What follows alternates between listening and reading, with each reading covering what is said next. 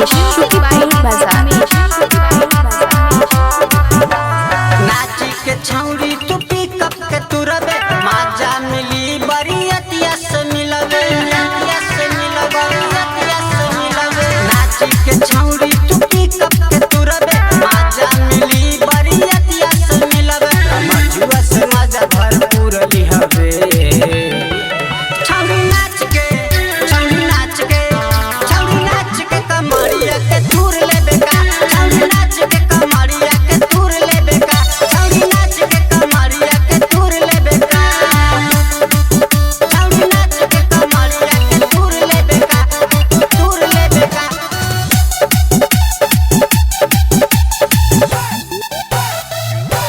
Music by DJ Umesh Shukipur बाजार।